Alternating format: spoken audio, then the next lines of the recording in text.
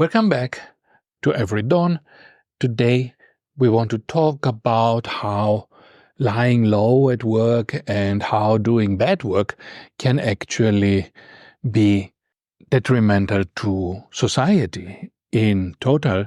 How when somebody tries to escape work, they are not only harming themselves, but they are harming the rest of society, according to Aristotle. I'm Andy. I'm a philosophy lecturer, and if you watch this video to the end, I hope that you will get a better understanding of how we should, according to Aristotle, relate to our work in order to reach more happiness and more satisfaction in our lives. So today we continue our thoughts about work. We said that Bertrand Russell, a famous philosopher of the 20th century, was thinking that work is necessary for us. It is not only annoying as we often perceive it, or boring, or repetitive. Often we think that, if we had only free time, our lives would be much better. But actually, as you know, perhaps from your holidays, many of us say, okay, now I'm not doing what I want. Perhaps I have a hobby, perhaps I'm painting, or I'm making music and writing poems or whatever it is. And when my holidays begin, then I will finally, have time and do a lot of that and really enjoy it. But then the holidays come and go, and you find at the end of them that you did not do the things that you wanted to do, because somehow being in the world of work is actually beneficial for our activity, even outside of work. It is actually good to have these deadlines. It is good to be in this mood of work so that you can continue working when the working time is over. And when you are in this mood of laziness and of holiday, then you don't get to actually produce anything very often. I don't think that I'm an exception, so at least this is the case for me. So the busier I am in my everyday life, in my teaching, in my duties for the university, the more I work actually on these videos, the more I work on other projects. And when I have my lazy times where I'm sitting on a beach, in my holidays, then I'm not going to produce anything. So this is one thing that has to do with the psychology of holidays and of work. But another more important point is that Russell says if we really avoid work, and the world of work is very harsh for young people, there is a lot of competition, there's very hard to get in. And after you have a job, there's a lot of exploitation. There is very little in terms of workers' rights they are on paper, but it's very little in reality. And because there is this big supply of people who can work and want to work, and there is a relative scarcity of good positions for work, if you have such a good position, you are always pressured to show that you are actually doing the maximum work that you can, benefiting the company maximally, and so on. And this leads to situations like in Japan where people, die from overwork. They're just falling over at work. Or recently there was a case a few days ago, one person died in their cubicle, at work, and was there for 4 days sitting there dead and nobody noticed. So these are tragic cases in which this world of work has become so filled with pressure to perform and so impersonal that workers cannot actually identify with it anymore. And very often young people will say, if I'm going to be exploited anyway, and if my work is meaningless, because it seems meaningless to me, it's not clear to me what I'm actually doing. I mean, even in a high-paid job, you might be in a bank, you might be in a situation where you get a lot of money, but then what is this bank actually doing except making money? Is it doing anything for society? Perhaps it invests in fossil fuels, perhaps it invests in weapons, perhaps it profits from all kinds of international problems and conflicts.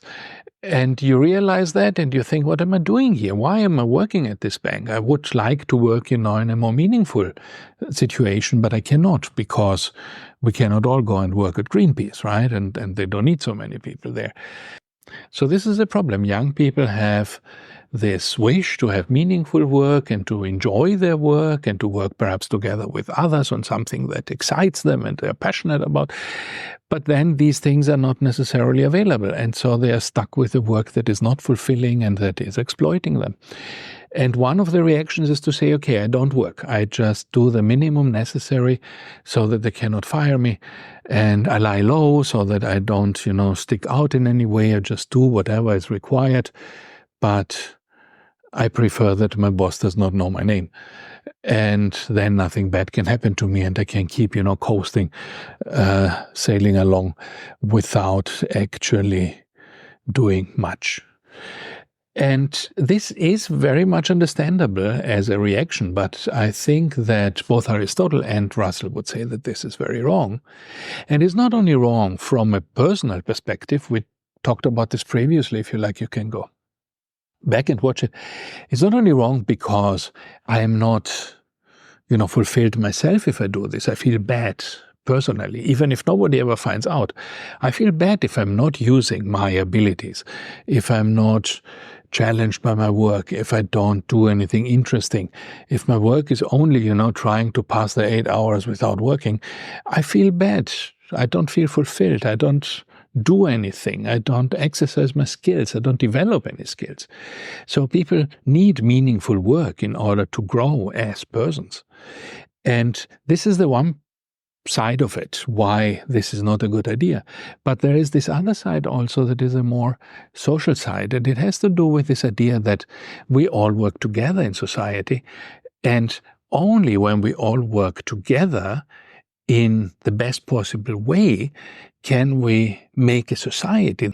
And this is similar to how, from an Aristotelian perspective, we would talk about nature, about ecology, that a tree, for example, is not only benefiting itself when a tree is, let's say, a happy tree, it has lots of leaves and so on, it's healthy, then it's not only benefiting itself, it's benefiting its whole environment. It provides shade, it provides fruit for the birds, it provides, a place for the birds to nest, it brings the water up from the underground and, creates a more humid environment in which other animals can live and other plants can flourish and so on. So there is all this benefit of being around a flourishing tree.